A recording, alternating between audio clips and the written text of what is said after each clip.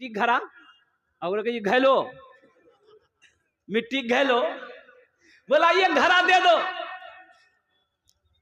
तो ऊंटवान ने कहा कि हुजूर ये घरा दे देंगे, ऊंट के पीठ पे दोनों घरा दोनों तरफ बैलेंस से बनाकर रखा हुआ है, ये घरा दे देंगे, फिर ये घरा लेकर हम लोग कैसे जाएंगे?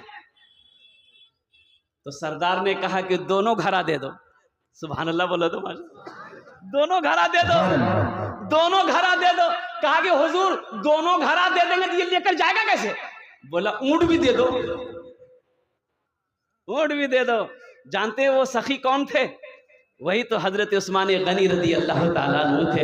मुबारक जाओ मोअज़्ज़ज़ शामिल किराम, ऐसे सखी थे हजरत उस्मान गनी। मदीने में कहत है लोग दाने दाने को तरस रहा, दाना नहीं है, गल्ला ऊंचे दामों पर, जिसके पास में चावल गेहूं है ऊंचे दामों में बेच रहा है, गरीब लोग भूखे मर रहा है, फाकों में फाका है, बड़ा कहत पड़ा हुआ मदीने में। हजरत उस्मान गनी का 100 ऊंट का तिजारती काफिला मदीने पहुंचा, 100 ऊंट। तो ताजिर लोग जमा हो गए, घेर लिया। उस्मान 14 रुपए किलो मैं लगाऊंगा। तो हजरत उस्मान गनी फरमाए कि और बढ़ाओ, इससे ज्यादा बोली लग चुके हैं। तो कहा कि हम 16 रुपया देंगे। कहा कि भाई और ज्यादा बोली लगाओ, इससे भी ज्यादा कीमत लग चुकी है। तो जो खरीदार थे बोले कि भाई बोले हम लोग जितना खरीदार हैं सब यहाँ मौजूद है, किसने बोली लगाया? इतनी महंगी बोली किसने लगाया? चलो 16 देंगे, इससे आगे नहीं दे सकते। तो हजरत उस्मान गनी ने कहा कि और आगे की बोली लगाओ, इससे भी ज्यादा मिल चुके हैं। कहा कि उस्मान कौन है वो जो इससे ज्यादा कीमत दिया है?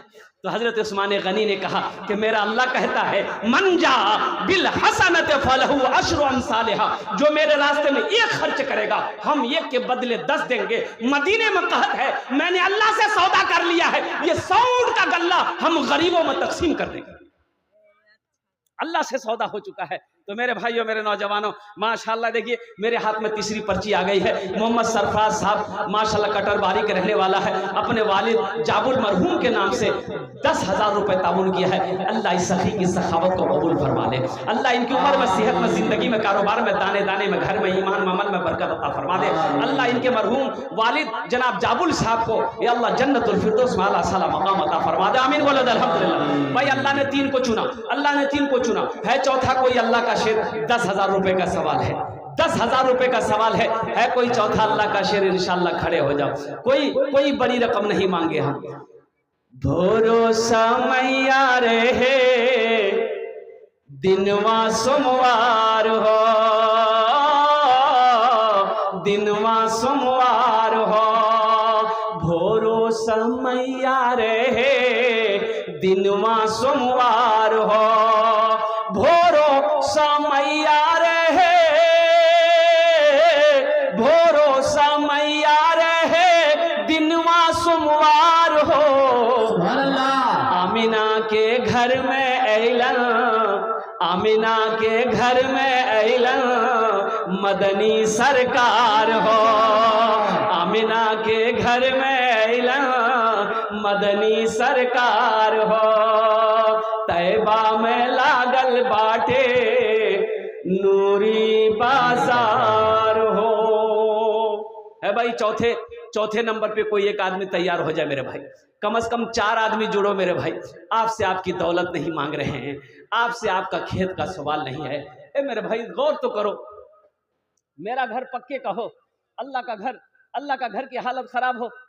यही अररिया जिला के अंदर में मुफ्ती नोमान मंजूर साहब, मंजूर नोमानी साहब 0 माइल मदरसा फरमा रहे थे। वो कौन सी बस्ती का नाम लिए मुझे याद नहीं है। एक मस्जिद थी, वो बहुत पुरानी मस्जिद, टट्टी, फूस की टट्टी, ऊपर में टीन पड़ा हुआ। एक गरीब आदमी था, 4 बीघा जमीन का मालिक था, 4 बेटा।